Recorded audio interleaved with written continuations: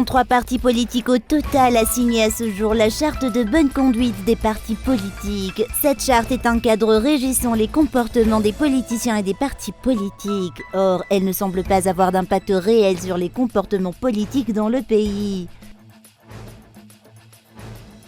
Le dépôt des dossiers auprès de la Haute Cour constitutionnelle pour les candidats à l'élection présidentielle a officiellement été ouvert ce 23 août et s'étendra jusqu'au 6 septembre prochain. La candidature de l'actuel chef de l'État qui n'est plus de nationalité malgache entretient le suspense, vu qu'un certificat de nationalité doit figurer dans le dossier de candidature.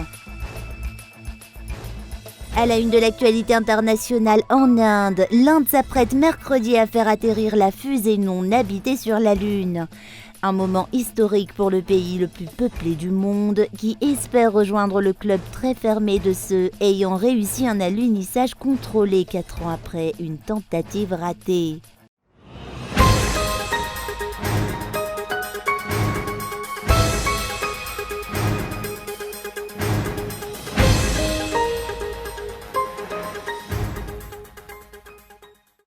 Dès même sa création, chaque parti politique doit avoir sa propre charte de bonne conduite et les membres sont supposés la respecter. Une charte de bonne conduite destinée aux partis politiques et aux candidats à l'élection présidentielle a été mise en place afin de préserver la paix et la quiétude dans le pays. 33 partis politiques sont signataires de la charte de bonne conduite jusqu'à ce jour. Une charte dont les dispositions ne se reflètent pourtant pas encore dans les réalités du pays à l'heure actuelle. 30 partis politiques et politiciens l'ont signée bien avant sa présentation officielle et les partis politiques savent pertinemment qu'aucune sanction ne sera appliquée en cas de non-respect de cette charte. Le comportement, la mentalité et les agissements des politiciens sont concernés par cette charte de bonne conduite. Ceci est une charte, ce n'est pas une loi. C'est un accord passé entre partis politiques afin de respecter davantage l'éthique politique, notamment le respect des ententes et des accords passés. Beaucoup de points concernant les élections ont été traités dans cette charte, qu'il s'agisse d'élections présidentielles, législatives ou communales, qui se tiendront plus tard.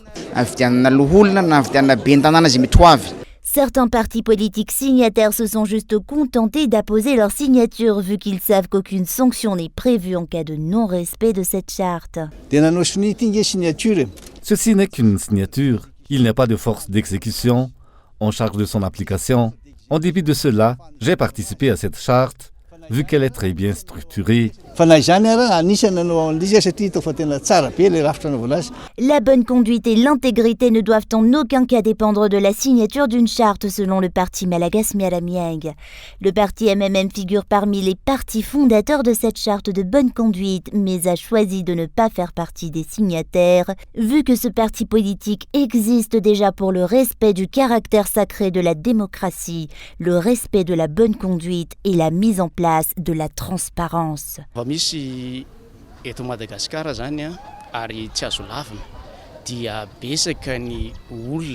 À Madagascar, bon nombre de citoyens s'autoproclament politiciens alors qu'ils ne le sont même pas. La candidature à l'élection présidentielle, quant à elle, est une responsabilité qui se prend en tant que citoyen. Il ne faut pas obligatoirement être un politicien pour se porter candidat. Cette charte de bonne conduite a officiellement été portée à la connaissance des partis politiques et des candidats aujourd'hui. Ceux qui n'ont pas signé cette charte ont été invités à le faire. Force est de constater qu'une charte de bonne conduite n'est signée qu'à l'approche des élections dans le pays. Or, la bonne conduite doit se pratiquer au quotidien. À titre d'exemple, un traitement inégalitaire prévaut entre partis politiques en ce qui concerne les réunions et les rassemblements. Les partis au pouvoir ont toute latitude pour tenir des rassemblements en plein air tandis que les autres partis n'y ont pas droit.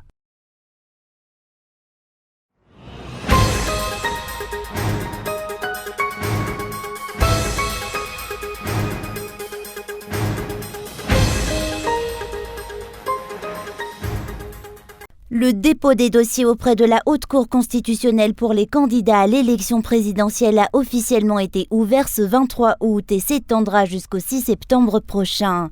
La candidature de l'actuel chef de l'État, qui n'est plus de nationalité malgache, entretient le suspense vu qu'un certificat de nationalité doit figurer dans le dossier de candidature.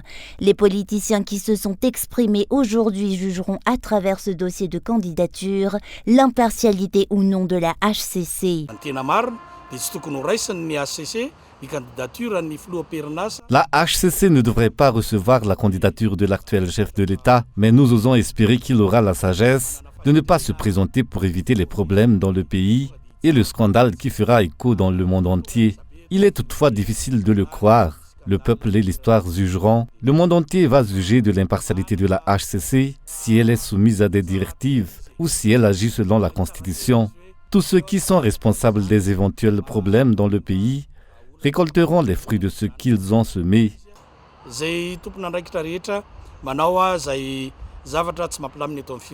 Les candidats ou partis qui ont déjà officiellement annoncé leur participation à l'élection présidentielle ont déploré aujourd'hui les lacunes dans la réception des dossiers ainsi que l'exigence de nouvelles pièces à fournir. J'ai ouï dire qu'il fallait faire les légalisations auprès de la préfecture. Depuis quand la préfecture fait-elle des législations? Il faut appliquer la loi et non pas chercher des difficultés.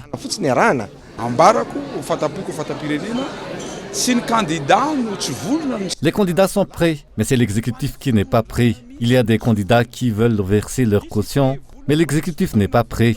Il y a ceux qui veulent retirer un document car ils ont changé l'état 211 bis. Ils ne sont pas prêts. On a donc perdu une journée. Va-t-on donc reculer d'un jour le dépôt de candidature? Dossier de candidature.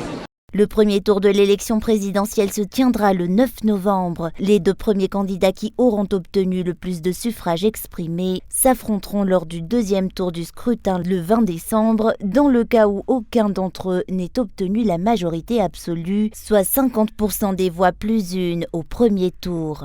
Aujourd'hui, date d'ouverture officielle du dépôt des candidatures. Aucun candidat n'a encore remis son dossier à la HCC.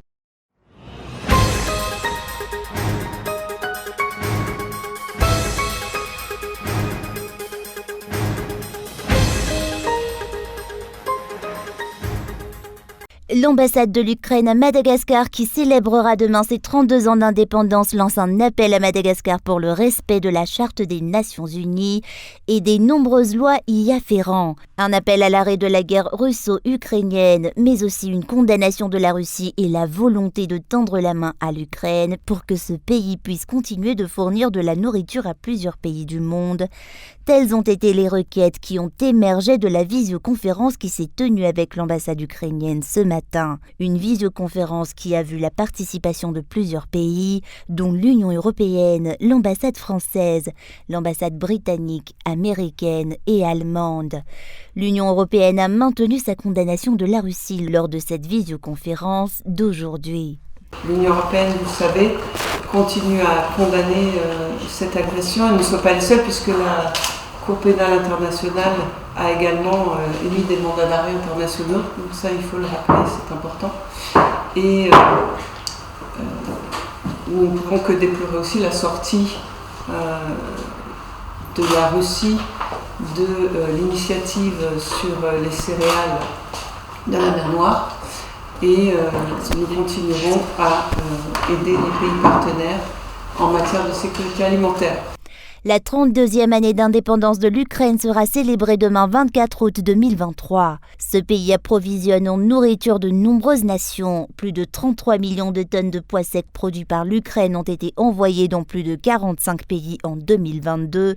Et les pays pauvres d'Afrique et d'Asie font partie des bénéficiaires. Les aides alimentaires fournies par l'Ukraine ne pourront pas continuer si ce pays continue de subir des pressions, selon l'ambassade américaine à Madagascar. Le programme alimentaire mondial achète plus de la moitié du blé nécessaire à ses actions humanitaires partout dans le monde auprès de l'Ukraine. Les actions et les agissements de la Russie généreront une inflation à l'échelle mondiale et impactera Madagascar selon les explications reçues. L'ambassade britannique, quant à lui, se positionne pour la paix et pour la fin de cette guerre.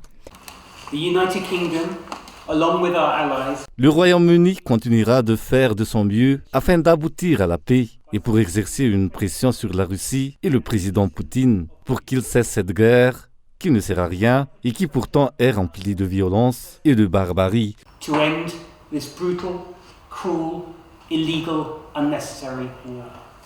En ce qui concerne Madagascar, l'ambassade de l'Ukraine à Madagascar lance un appel pour que la grande île respecte la charte des Nations Unies et des nombreuses lois y afférentes. La fête de l'indépendance de l'Ukraine qui sera célébrée demain se démarquera des autres vu la situation qui prévaut à l'heure actuelle, notamment face à la guerre.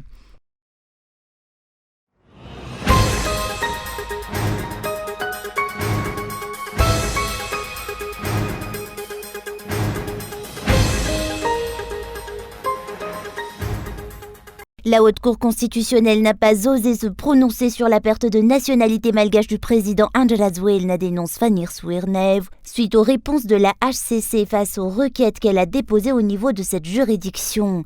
Selon la HCC, la requête en invalidation de la candidature de M. Andrzej Wajda à l'élection présidentielle de 2018 est frappée de forclusion. Elle est donc irrecevable.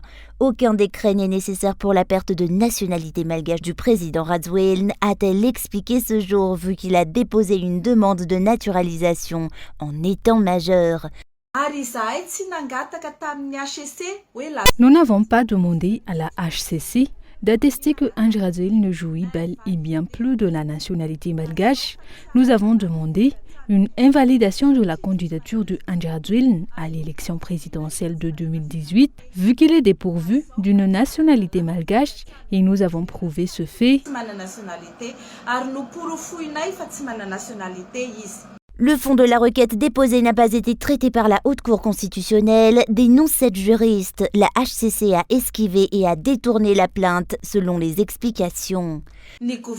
Selon le HCC, c'est au gouvernement de publier dans son journal officiel que Andrzej Wajda est dépourvu de sa nationalité malgache. C'est ce qu'il faut attendre d'après eux. C'est un déni de justice. Pour les chroniqueurs politiques locaux, la moralité doit aussi être prise en compte. Le président Andrzej Wajda doit prendre conscience de la gravité de la situation. Il ne doit pas tromper ainsi le peuple malgache selon les explications reçues. Le Parti républicain avait déposé une plainte contre le président Andrzej Wajda à 2 reprises au niveau de la HCC et au tribunal de première instance, vu qu'il dirige la République malgache tout en étant désormais dépourvu de la nationalité malgache. La seconde raison concerne le non-respect des lois à Madagascar et l'atteinte à la souveraineté de l'État malgache.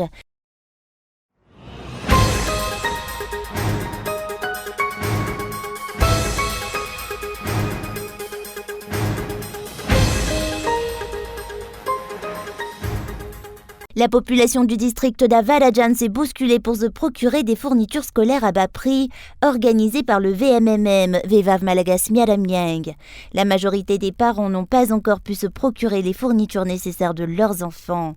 Le pouvoir d'achat est bien trop bas et le coût des fournitures bien trop élevé, notamment en zone rurale, raison pour laquelle cette aide sociale des femmes du parti Malagas Miaramieng Afiafiran a connu un franc succès. La population locale demande une extension de cette action sociale du VMMM à l'approche de la rentrée scolaire.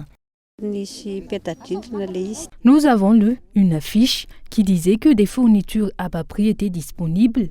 Alors, nous sommes venus en acheter, d'autant plus que le marché est très loin. Hormis l'approche des femmes du parti Malagas Miaramieng pour se rapprocher des consommateurs et de la population locale, les habitants ont aussi apprécié le prix plus abordable des fournitures scolaires du VMMM, un avantage important pour les parents malgaches, notamment ceux qui ont plusieurs enfants à scolariser. Je n'ai encore pu me procurer qu'un cahier de 200 pages et un cahier de 100 pages, ainsi que des protège-cahiers. Nous sommes vite venus ici, vu que la vie est désormais très difficile et les fournitures en ville ainsi que dans tous les marchés sont très chères. Vous ne devrez pas vous limiter à l'action de ce jour, vu que nous avons vu cet affichage depuis une semaine environ. Et ce n'est pas facile de trouver l'argent nécessaire à la scolarisation des enfants. Nous devons encore payer des frais à l'école.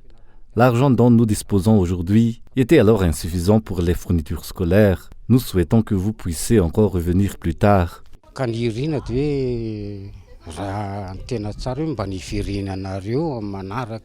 Le bureau politique du parti Malagasy Miaramianga maintient que cette action sociale annuelle du VMMM, Vevav Malagasy Miaramianga, se poursuivra et que les prix seront toujours accessibles à tous. Une aide aux familles en difficulté pour que chaque parent ait la possibilité de scolariser leurs enfants face à l'inflation.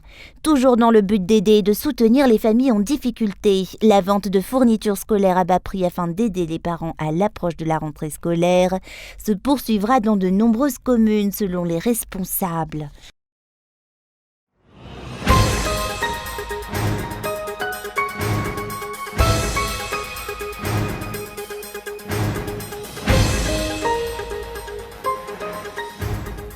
Julia Michael Rasloufnienne a dit Misha a annoncé officiellement sa candidature à l'élection présidentielle ce jour à Ivaatu. Elle se positionnera en candidate indépendante qui luttera contre l'impunité à Madagascar pour la mise en place de la 5e République selon ses explications. Présidente fondatrice de l'association VMMTF et l'association FFAM, la constitution de la 4e République est à l'origine des troubles dans le pays et de son appauvrissement, a-t-elle expliqué ce jour. Madagascar n'est pas tombé seul, on l'a sciemment fait tomber. Le pays n'est pas pauvre, on l'a appauvri afin de servir les intérêts des étrangers et non des Malgaches qui sont les propriétaires des terres. 3 femmes ont jusqu'ici annoncé officiellement leur candidature à l'élection présidentielle cette année dans le pays.